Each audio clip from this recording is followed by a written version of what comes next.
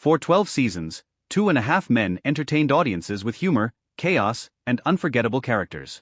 The show survived challenges that could have ended many series, proving its strength again and again. Yet when the finale arrived, one surprising scene changed everything. Instead of ending quietly, the show chose a moment that shocked viewers and sparked endless discussion online. What was the real meaning behind that final scene? Did it rewrite how fans saw the show? Was it the perfect ending or a risky choice? Join us as we reveal the scene that took Two and a Half Men off the air for good. The making and early success of Two and a Half Men. Two and a Half Men began in the year 2003. The sitcom was created by Chuck Lorre and Lee Aronson after an ordinary conversation turned into a powerful creative idea. The inspiration came when Lorre spoke with a divorced friend who was finding it difficult to raise his son while sharing a home with his bachelor brother. This discussion happened in a Los Angeles bar on February 17, 2002.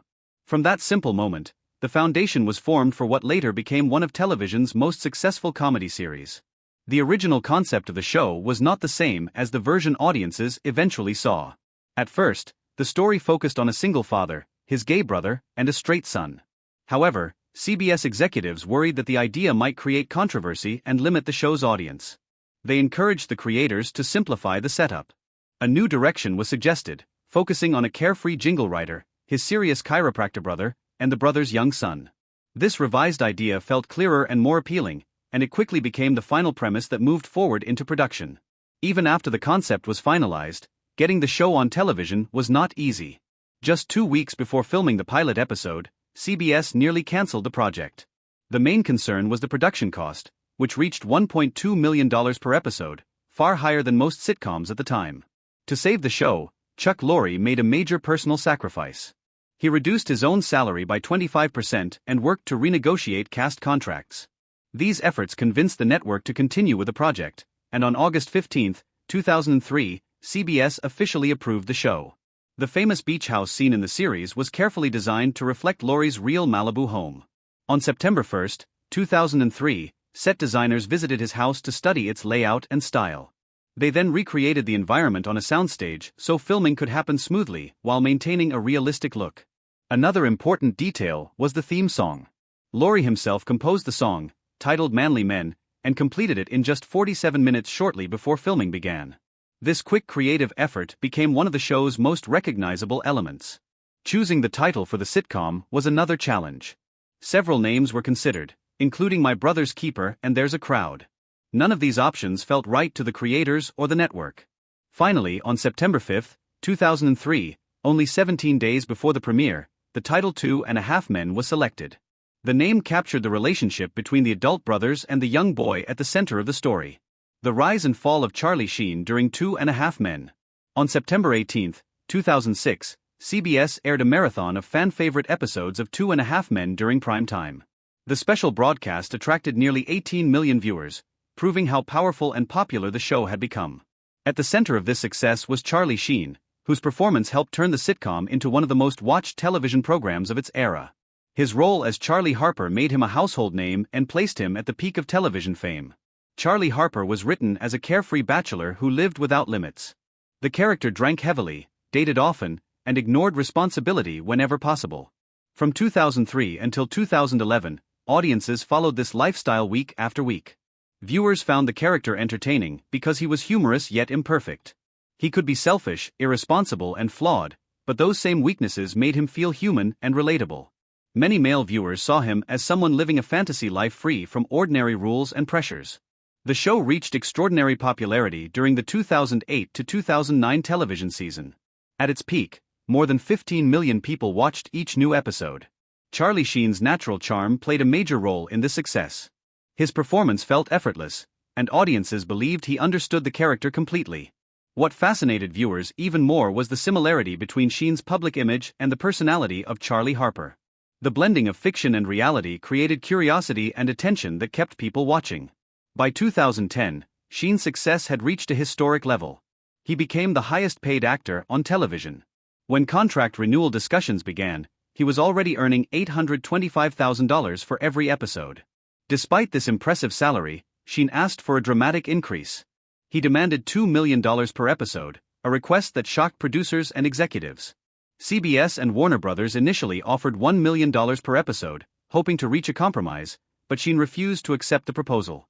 Negotiations grew intense and continued under heavy pressure. Discussions even carried on during a professional basketball game, showing how urgent the situation had become. As the deadline approached for CBS to announce its fall television schedule, an agreement was finally reached. Sheen secured a deal worth nearly $2 million per episode when additional profit participation was included. This contract became the highest salary ever paid to a television actor at that time. The agreement surprised many observers because of events that had occurred only months earlier. In late 2009, Sheen had been arrested for domestic violence. Despite this controversy, producers agreed to the expensive contract because they believed the show depended entirely on him. Executives understood that replacing the central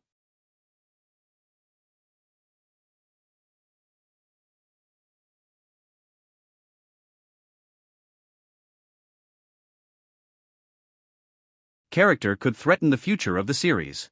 Behind the scenes, however, serious problems were already developing. During the 7th season, Sheen arrived on set intoxicated while filming an episode. He struggled to stand without support and could not remember his lines. Writers and production staff had to adjust quickly by redistributing dialogue to other characters so filming could continue. These incidents created stress among cast and crew members who were trying to maintain production schedules. Tension also grew between Sheen and the show's creator, Chuck Lorre. Sheen frequently criticized the writing and openly expressed dissatisfaction with scripts. At times, he tore scripts apart in front of colleagues and demanded immediate changes. These actions increased conflict within the production environment and weakened professional relationships behind the camera. Sheen's personal struggles had begun long before these events. In 1998, he experienced a substance overdose that led to his first stay in rehabilitation. This marked the beginning of a long and difficult period involving substance abuse and personal instability. Over the years, these challenges continued to affect both his private life and professional responsibilities.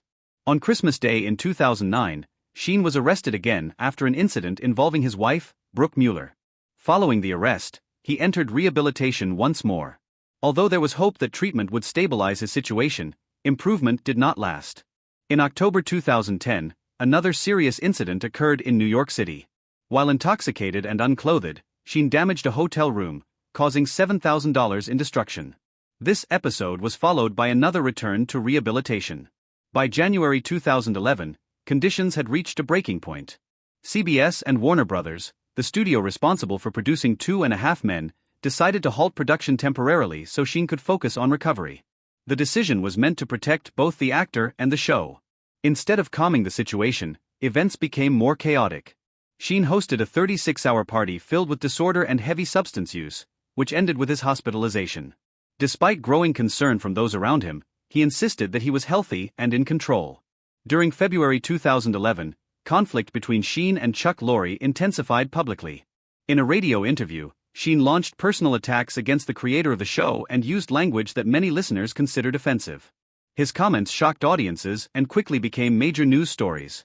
He presented himself as unbeatable and made exaggerated claims about his strength and identity. These statements drew widespread attention and confusion from both fans and media outlets. Following the interview, Sheen appeared frequently on television programs and gave numerous interviews. During these appearances, he spoke openly about harmful substance use and made unusual and dramatic statements that spread rapidly across the internet. Several phrases he repeated became viral expressions, circulating widely on social media and entertainment news platforms. Public fascination grew as viewers watched his unpredictable behavior unfold in real time. On March 1, 2011, Sheen joined Twitter and immediately broke records by gaining 1 million followers within a single day. The rapid growth demonstrated how strongly the public was drawn to the unfolding situation. Many people followed him out of curiosity, even when his statements seemed confusing or difficult to understand. CBS and Warner Brothers responded quickly to the escalating crisis. On March 7, 2011, Charlie Sheen was officially fired from 2.5 Men. The decision shocked the entertainment industry because he was still the highest-paid actor on television, earning approximately $1.8 million per episode. Despite the financial success he brought to the network, the studio chose to end his involvement with the show. In an 11-page termination letter, Warner Brothers explained the reasons behind the decision. The company stated that Sheen's behavior had become dangerous and unacceptable. Executives reported that he had repeatedly insulted Chuck Lorre, acted in ways that disrupted production, and possibly violated the law by providing illegal substances to others. The letter also expressed concern that he appeared unwell and was causing harm to himself. The consequences of his firing extended beyond the actor himself. Approximately 200 employees who worked on the series were affected by the sudden shutdown. 8 planned episodes were cancelled, resulting in an estimated financial loss of $10 million. The situation became a rare example of a major television studio choosing to prioritize workplace safety and professional standards over immediate profit. Charlie Sheen did not accept the decision quietly. His response continued the public drama surrounding his departure, ensuring that the controversy remained a dominant topic in entertainment news. The events marked the dramatic end of one of television's most successful actor-show partnerships, showing how extraordinary success can be overshadowed when personal struggles and professional conflict collide. A turning point for the show. Just 3 days after being fired, Charlie Sheen took legal action against Warner Bros. And Chuck Lorre by filing a lawsuit worth $100 million. He believed the decision to remove him from the show was unfair and argued that he was fully prepared to continue working. According to his legal team, Warner Bros. Had chosen to support Chuck Lorre's position and had wrongly placed all responsibility for the show's problems on Sheen. The disagreement quickly became one of the most talked about conflicts in television at the time. A major issue soon emerged about where the case should be handled. Sheen wanted the matter decided in a courtroom before a jury, believing that a public trial would give him a fair chance to present his side. Warner Bros. Disagreed and pointed to a clause in his contract stating that disputes had to be settled through arbitration instead of a traditional court case. This disagreement delayed progress while both sides argued over the proper legal process.